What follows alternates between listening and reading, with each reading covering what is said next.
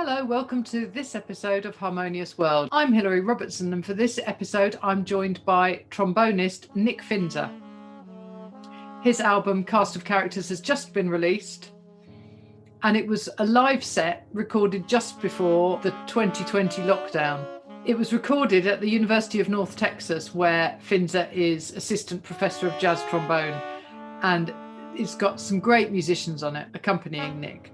Nick said, "Recording with an enthusiastic audience in the room is a truly special event. Knowing that you're going to share this performance in the future gives you a little more of an edge when you're playing, a little more concentration and a little more fire." This is a lovely album, and I hope you enjoy listening to my conversation with Nick. Thank you for joining me on Harmonious World, Nick Finzer, and it was a great pleasure to listen to your EP, Cast of Characters.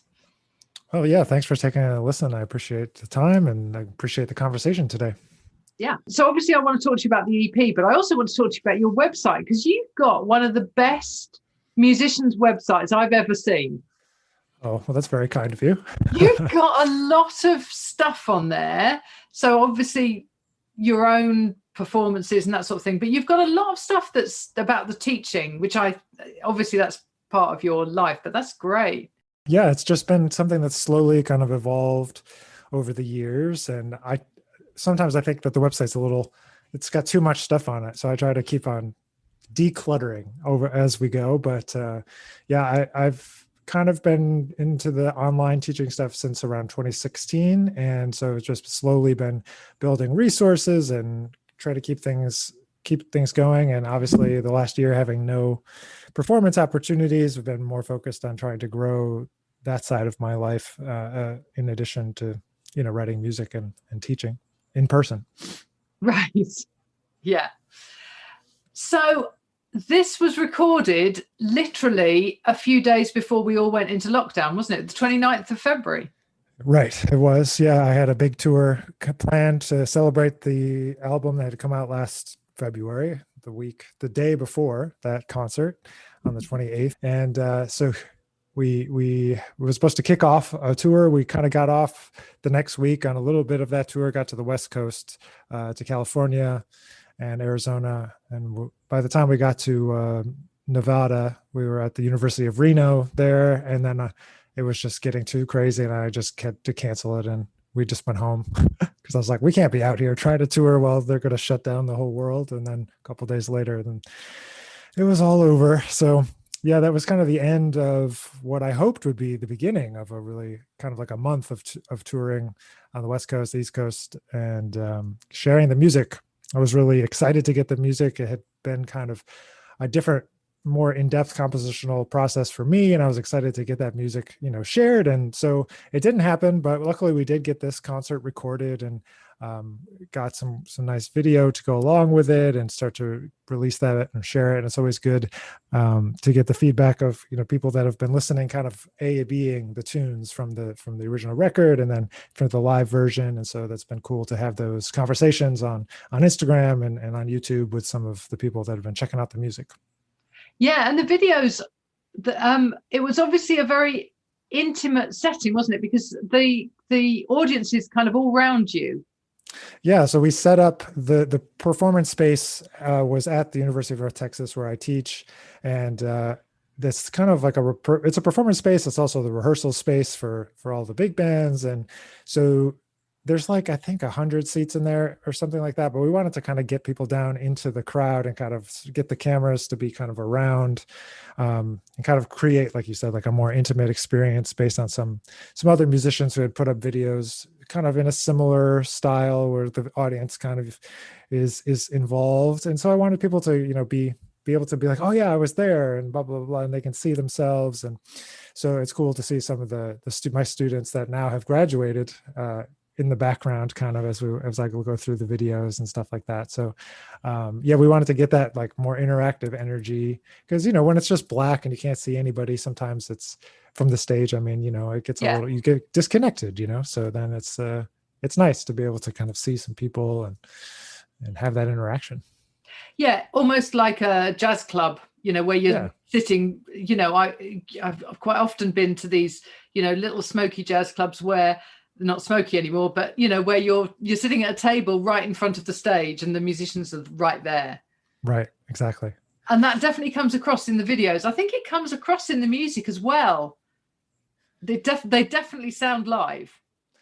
Yeah, sure. Yeah, I mean, they're not pristine. They're not like go back and fix all the mistakes kind of thing. It was just, but that's kind of that's the energy that I like about live recordings from the history of jazz. It's like it's the real deal. It's not the polished version or whatever.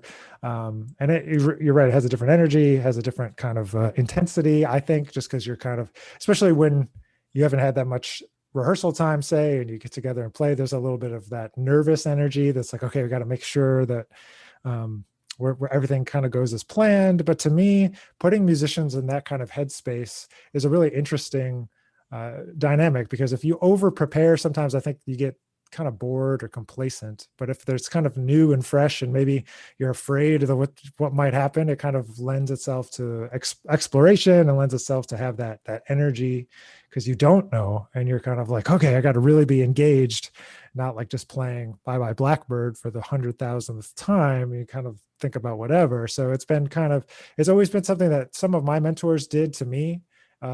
And so now I try to kind of keep that going, because I feel like even though it's uncomfortable, it really, I think, adds to the excitement of the music to have that little element of surprise or kind of nervousness, or however you want to describe it.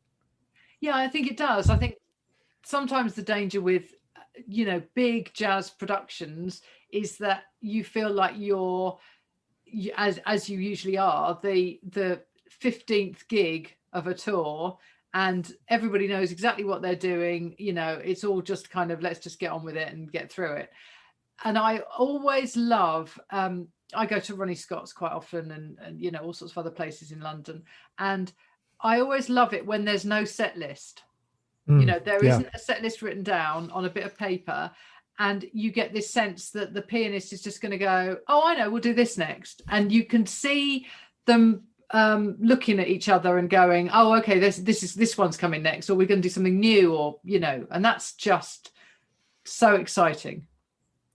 Yeah, it's one of the magical parts of, I don't know, playing music in this kind of genre in the jazz world, is just I mean, that's what I love about it. I don't know if that's what everyone loves about it, but that's what I love about it, is just the instantaneous interaction, and not only just within the songs, but like exactly like you just said, like between, like picking the set list with, just the flow with the audience, and kind of going off the energy, rather than just being like, all right, well, this show, it goes like this, and we're going to go through and play song number 3 and 4 and 5, Yeah. So for me, it keeps it fresh, and it keeps it engaging and exciting. So I'm with you. Yeah, good. Tell me about the composition of the tracks. When did they get written? How did they get written? What's the story behind them?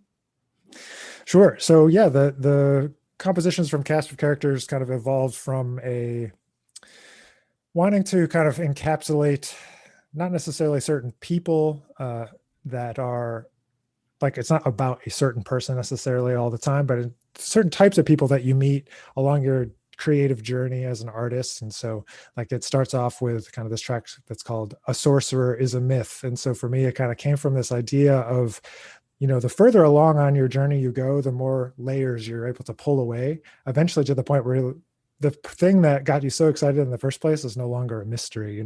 When I started, when I looked at people who I looked up to, I was like, how on earth do they do that? How do I get there? And as you go, you realize, oh, they're not actually magicians or sorcerers. They're actually just really, really dedicated to their craft and dedicated to the music and learning just like how to improvise and how to play and all of these things. So with that, I tried to create kind of some other people that, I had encountered, excuse me, the type of people that had shaped my life. And so I wanted to kind of create this tapestry of music that, when it was woven together, kind of had different elements that kind of came back throughout. So there's a couple themes within the music that are kind of twisted and turned in different ways. So if you listen just to the very opening of the first track, the Sorcerer track, there's this solo piano bit that comes in, and that was something that I adapted from something I heard from Chick Corea, and then took that and kind of turned it into basically all of the compositions with other things thrown in, but there's this little figure, and using some, compositional techniques of like playing things forwards and backwards and flipping them upside down and all these different things became just the jumping off points for this. So it was for me a challenge of trying to create something different musically than I had on the other records I had put out, because some of the other records were more traditionally tune based, kind of like jazz, like here's this song and putting together a collection of songs. But this one to me was more about trying to compose something that wasn't necessarily a through composed piece, but where they were interrelated and kind of tied to, this theme and this idea of this journey and of just the people that you meet along the way. And so that's why I came up with a cast of characters. And so I had these these character drawings done that were kind of fun to kind of give it a little bit of a fun, to me, vibe. And so that's kind of the big picture overview of kind of where the tunes came from and the thought behind them. Right. Did you arrange them for a particular ensemble, or did you create the ensemble around the tracks?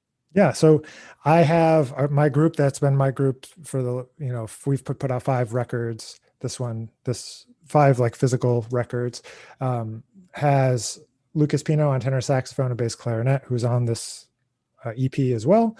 Alex Wintz, a guitarist in New York. Glenn Zaleski, a great pianist in New York. Dave Barron is a bass player, and drummer named Jimmy McBride, also in New York. And so we've made a bunch of records together. And so that sextet has been kind of the core group that I've done all of my records with since the first one. And so I wrote it with that group in mind and those particular players in mind, knowing that Lucas is a really great bass clarinet player, for example, and that we could feature him in a number of different ways. On the original record, it's hard to bring bass clarinet and a tenor saxophone on the road, so he was just playing tenor on the new EP. But so with that in mind, I tried to write it for that sextet of those guys, those people that I'd recorded with over the years. And so after making several records with a group of people, you have a pretty good understanding of what their strengths are, what's special about them, and what you can feature about them that will really let them, shine musically. And for me, it kind of comes out of a deep love and respect for Duke Ellington and how he did that with his band, and that was the music that got me into jazz. So I kind of have this kind of idea of always trying to write for people. So, for example, if on this concert, for example, we didn't have a guitarist, because it's not that I feel that like there isn't a guitarist that could play the music, but it's like I wrote a lot of the stuff for Alex, the person that Alex Wintz, who was on the record. And I was like, well, it's not to me just like plug in somebody else. It's like it has to be musically a good fit and all that sort of thing. So that's what it was orchestrated for and written for. It was this group, the sextet that I've had for the last 10, 11 years. Right. And are you planning, now we're coming out of lockdown, are you planning to restart the tour? Yeah, I've reached out to the venues. I kind of been waiting because I didn't want to do all the planning again and get it canceled again. So no. I've been a little cautious about booking those things, but yeah, no, there's some inklings of things coming back, and so I'm trying to get this music back out onto the road and get the band back together and get some of those East Coast tour dates back and all of that stuff. So that's the plan. We'll see. We'll see how it comes to fruition, but yeah. Right. And how was your lockdown? Because obviously it started as a huge disappointment in terms of cancelling this tour. Mm-hmm. And then we all went, the world stopped and it's sort of slowly changing gear a little now, but it's very slow. But so how has the last 15 months been for you? Yeah, it's been challenging, just the same way as it's been for everyone. But, before the lockdown, I was traveling back and forth to New York because I teach in Texas and then based in New York, mostly musically. And so all of that kind of stopped. And because the university was like, nobody can travel. Obviously, well, nobody was traveling anyway. But so that led to me being basically in Texas the whole time, which was interesting experience. There's some different beliefs about the whole thing. And so it was interesting, kind of confronting the type of person that maybe believed that the whole thing was made up. And even though I'm like, we're not going to get into an argument with them about it, but so it's been interesting and challenging in that way. But for me, I try to take advantage of whatever the situation is. So I tried to really hone in on getting a bunch of projects that were kind of half done, done and launched into the world. A lot of them happened to be educational projects and educational, some books came out last year, and I've been working on writing a book and doing some different things around. I have a record label that I run as well. And so trying to really put in time into like building that business up into something that can continue to move in the positive direction. Because, as you can imagine, between teaching and playing is sometimes that third thing gets set to the side a little bit. And so it was starting to need some attention. And so it ended up being, for me, a time to have that extra time of being able to invest into these other adventures that I've set myself upon. But overall, I'm just really glad that things are starting to come back. And, it was a good period of self-reflection and kind of figuring out, like what's next for me. And thankfully, I was a little bit scary last summer. My whole family ended up getting COVID. They're out in Arizona, and so they were all ended up being okay, but that was a little scary last summer, but everything worked out okay for them. But anyway, it's been a little crazy, but Hasn't it? Yeah. I also think, sometimes we forget. When I started this podcast exactly a year ago, it's the 22nd of May. And at that point, so for a start, we were going into, we were right in lockdown. The weather was glorious, so nobody really minded too much. But we had Trump, and we've forgotten the craziness of the social media, the news all the time and everything. And although January's lockdown was difficult because of for here, especially here, the bad weather and that sort of thing, it has been a better few months because we don't have that, I agree. But it's interesting because I'd actually forgotten until I started looking back at some of my old podcasts, and the first thing people were talking about was, as you alluded to, the fact that there were lots of people who didn't believe that there was anything going on, that right. You could just carry on doing whatever you wanted to do, and and we've kind of forgotten about that. Thank goodness we can forget about it because it's dialed down a bit. Yeah, thankfully. Yeah. Now, one of the things, so we talked at the beginning a little bit briefly about your website, which I think is remarkable as a musician and as an educator. It's got everything on it. I love your podcast. You've got lots of they're free instructional things for, obviously, for trombonists, for general musicians and things. I think that's really generous and really a real sense of community about musicians who are studying and who want to improve. I think it's brilliant. Yeah, I mean, I think that there's no better time, obviously, over the last year than to focus on, that was one of the projects I mentioned. Like, I was like, I'm going to figure out how to do a live stream and a podcast and get all of this stuff going, because what else am I going to do? But it's also had been on my list for a long time as like, this is a way to really connect with people and really connect with musicians. And it's been a great way to get, people excited about, some of the other educational stuff that I do. And just, there's not a lot of, I find that there's sometimes a lot of musicians or creators that the platforms drive you in a direction to like make what the audience wants, which, drives you eventually to just posting videos of cats, right? Yeah. Dancing on the piano. So I was like, well, I'm going to try to make a channel that's going to just not focus on that and focus on just good information. And that means that it's grown very slowly comparatively if I had been making videos that appealed to a wider audience. But it's like, I feel like there isn't that as much of that more like detailed information about stuff. So that's kind of where I started from. And so just committed to being a little bit smaller, but putting what I think is good information out there. Yeah.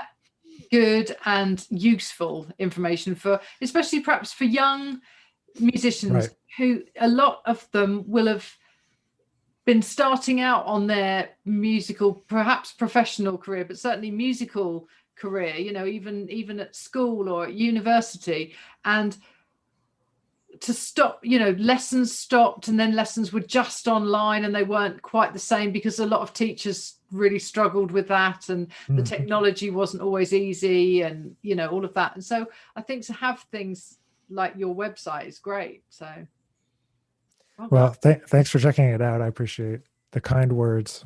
Well, I went onto it first because I wanted to check out the videos, and then I realized that there was all this content on there. It's brilliant. So great stuff. Thanks. Appreciate okay it. So hopefully some of these gigs will start happening again. We hope so. Yeah, thank you so much for joining me. I really appreciate your time. Yeah, thank you. I'm glad we could speak. I hope you enjoyed listening to that conversation with Nick Finzer, and I do recommend that you check out his website. He has some amazing resources on there. All the links are in the show notes. I started this podcast with the opening of A Sorcerer is a Myth, and now you can hear Evolution of Perspective. And please do listen right to the end, because you'll hear a sound on there that I haven't heard for so long, and I hope you enjoy it. If you enjoy listening to Harmonious World, which I hope you do, please share it with your friends and family. It's easy to do on social media, or just sending them a link with a private message. Please also consider leaving me a review and a rating wherever you get your podcasts. Thank you so much for listening to Harmonious World, and I hope you do have a wonderful week. Remember to share what you are good at so that the world becomes a little more harmonious.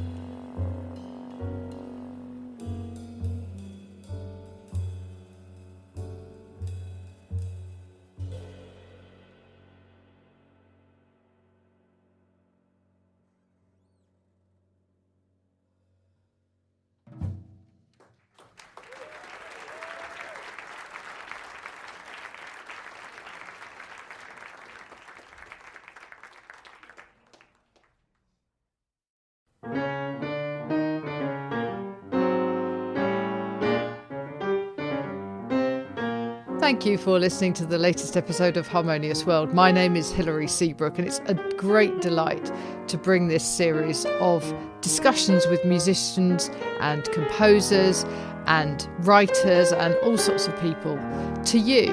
Obviously, there's no point in having a podcast if people aren't listening, and I'm very grateful to my listeners for doing so.